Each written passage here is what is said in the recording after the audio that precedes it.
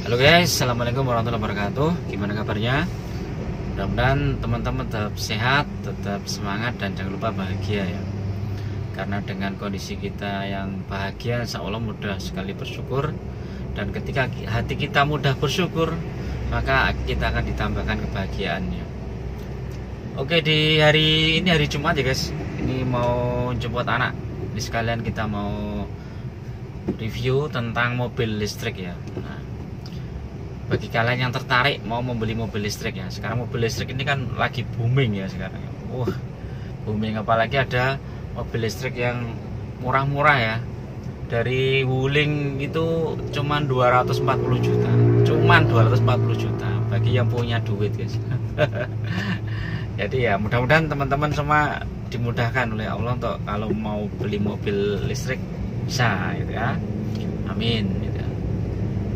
Jadi mobil Wuling itu 240 juta yang listrik ya. Itu kalau nggak salah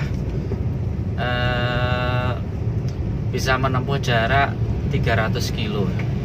Satu kali cas 300 kilo.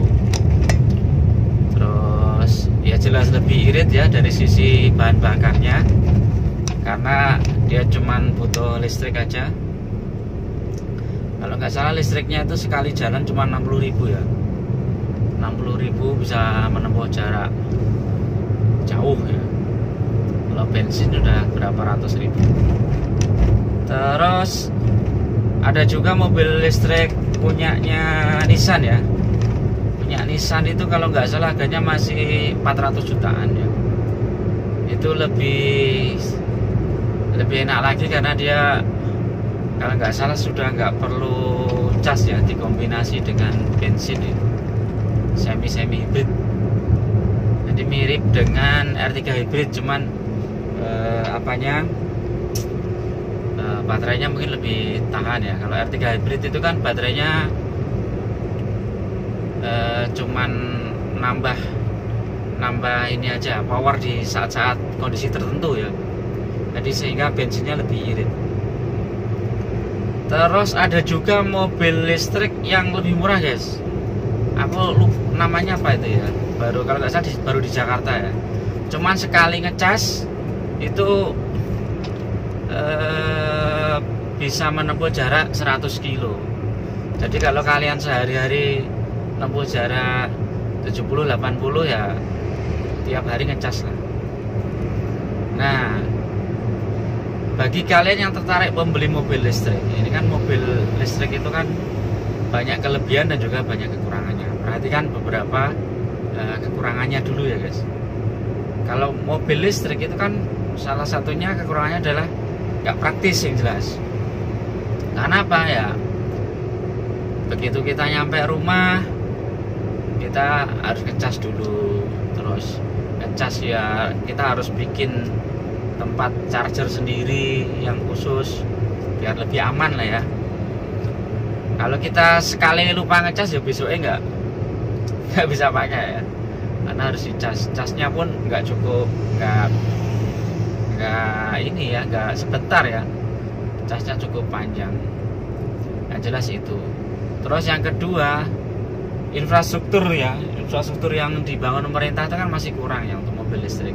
Jadi kalau kalian pakai mobil listrik keluar kota itu ya agak-agak riskan, karena kalau misalnya terjadi apa-apa di jalan atau misalnya casnya habis ya, baterainya habis, kita mau ngecas juga nggak bisa ya.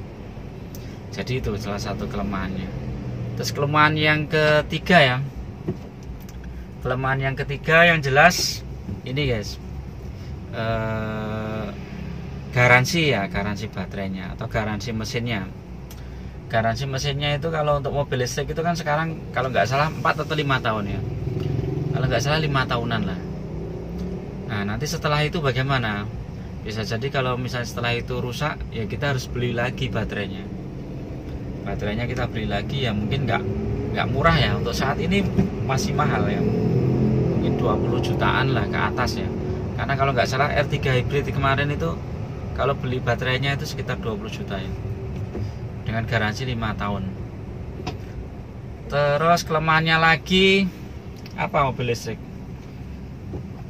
Kalau untuk medan-medan ekstrim nggak rekomen lah, karena apa ya? Nah, biasanya mobil listrik itu kan nggak ada handbrake-nya ya, mengandalkan apa, nggak ada ininya apa, mesinnya, jadi cuma mengandalkan listrik aja. Jadi ketika kondisi turunan yang tajam itu kan full pakai listriknya, kecuali yang mobil listrik yang sudah canggih ya, itu mungkin sudah ada engine brake-nya, sudah ada. Kalau yang mobil listrik yang sekarang masih beredar itu kan masih standar ya, masih standar. Jadi kalau untuk medan-medan ekstrim ya nggak disarankan, terutama untuk jalanan yang naik turun yang ekstrim itu tidak disarankan.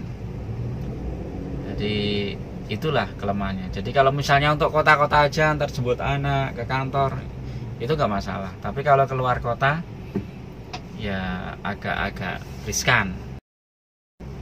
Terus apalagi guys kelemahannya? Ya, kelemahannya ya kalau listrik mati guys.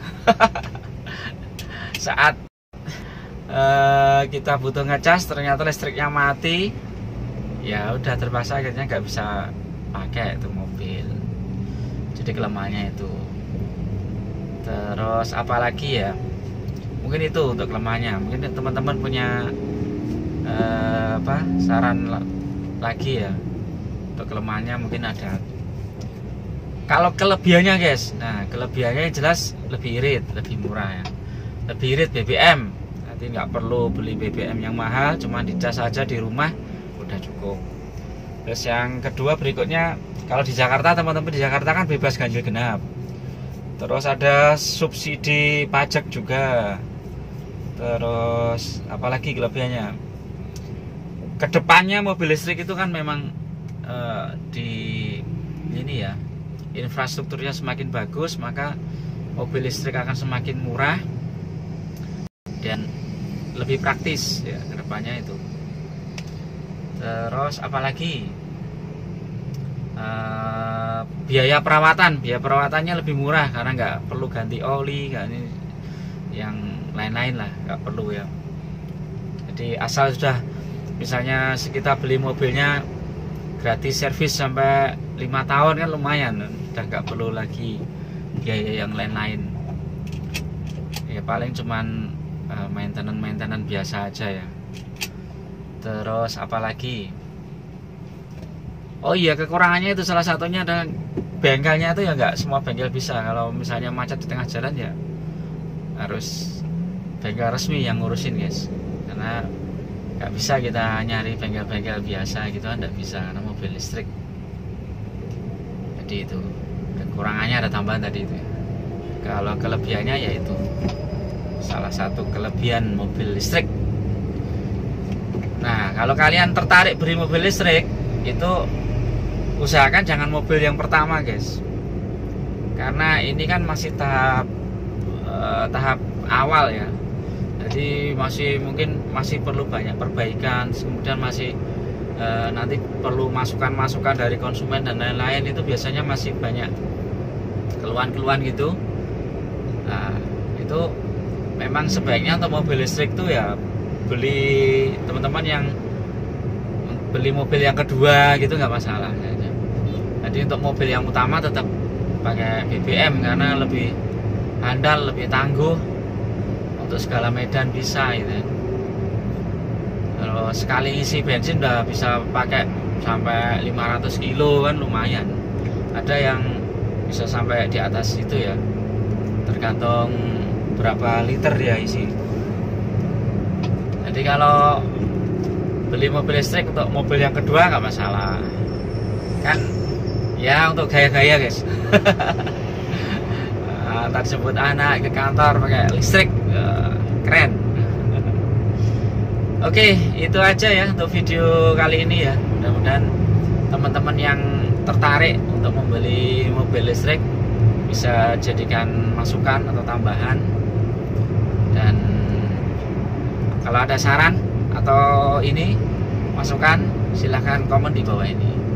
Oke ya, tetap semangat di hari Jumat ini, semoga barokah dan kita persiapan untuk Jumat, dan mudah-mudahan kita khususnya orang umat Islam ya, diberikan rahmat oleh Allah SWT, diberikan kesehatan, diberikan keluarga yang sakinah, mawadah, warahmah, anak-anak yang soleh dan soleh, dan insyaallah husnul khotimah sampai akhir hayat kita.